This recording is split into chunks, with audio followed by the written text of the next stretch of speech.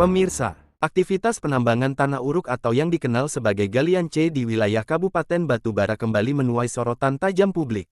Kamis, tanggal 29 Januari tahun 2026, sejumlah pihak mendesak Kapolda Sumatera Utara untuk bertindak tegas dan segera menangkap pengelola galian C yang diduga ilegal di Desa Perjuangan, Kecamatan Seibalai Kabupaten Batubara Provinsi Sumatera Utara.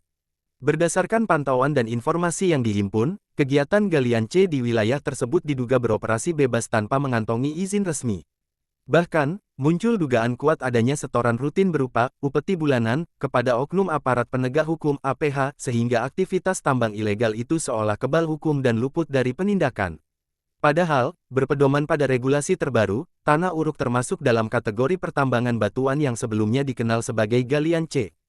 Hal ini telah diatur secara tegas dalam Undang-Undang Nomor 3 Tahun 2020 tentang perubahan atas Undang-Undang Minerba, yang mewajibkan setiap kegiatan penambangan memiliki izin resmi berupa Surat Izin Pertambangan Batuan SIPB atau Izin Usaha Pertambangan IUP. Kewenangan penerbitan izin tersebut berada sepenuhnya pada pemerintah Provinsi Sumatera Utara.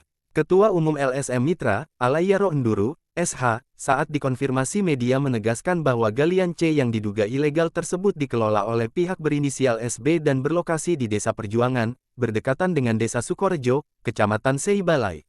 Aktivitas tambang itu bahkan melintasi wilayah Desa Sukorejo hingga area perkebunan milik PT BSP. Galian C ilegal mustahil berjalan lancar tanpa ada pembeking. Kami menduga adanya setoran kepada oknum APH, sehingga Polres Batubara terkesan tutup mata. Ini yang harus dibongkar dan menjadi atensi serius Kapolres Batubara, tegas Nduru. Ia juga menekankan bahwa penambangan dan penjualan tanah uruk tanpa izin merupakan tindak pidana serius. Pelaku tambang ilegal dapat dijerat sanksi pidana sesuai Undang-Undang Minerba dengan ancaman pidana penjara maksimal 5 tahun dan denda hingga 100 miliar rupiah. Tidak hanya itu, sanksi yang sama juga dapat dikenakan kepada penadah, pembeli, maupun pihak yang memanfaatkan material tanah uruk ilegal untuk proyek konstruksi. Selain pelanggaran hukum, aktivitas galian C ilegal juga berdampak besar terhadap lingkungan. Mulai dari polusi, kerusakan jalan akibat lintasan truk over kapasitas, hingga risiko longsor karena tidak adanya dokumen lingkungan seperti UKL-UPL. Sorotan semakin tajam ketika muncul pernyataan dari salah satu oknum pengelola galian C berinisial SB yang mengaku kepada media bahwa pihaknya rutin memberikan ATK per bulan dan biaya pengawasan mingguan, termasuk pengondisian terhadap SPTI dan kepala desa. Namun pernyataan tersebut langsung dibantah oleh kepala desa setempat.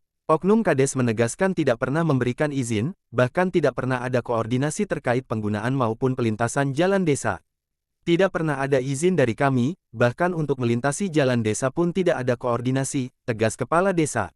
Atas kondisi ini, masyarakat, lembaga swadaya masyarakat, serta sejumlah wartawan dari berbagai media di Kecamatan Seibalai, di antaranya polhukrim.com, mediakomnaspkpi.com, sergap24jam.com, busertipikor.com, fokistimetv.com, satgasmigas.com, forwakatipikor.com, Batara TV Group, gemadika.com, dan media lainnya, secara terbuka meminta Kapolda Sumatera Utara turun tangan langsung. Mereka mendesak agar Polda Sumut dan Polres Batubara segera menutup dan menindak tegas seluruh aktivitas galian C ilegal yang telah beroperasi lebih dari 1 bulan tersebut. Publik berharap hukum ditegakkan tanpa pandang bulu, demi menjaga wibawa penegakan hukum, keselamatan lingkungan, dan keadilan bagi masyarakat Kabupaten Batubara. Sekian dan terima kasih, reporter Batara TV melaporkan.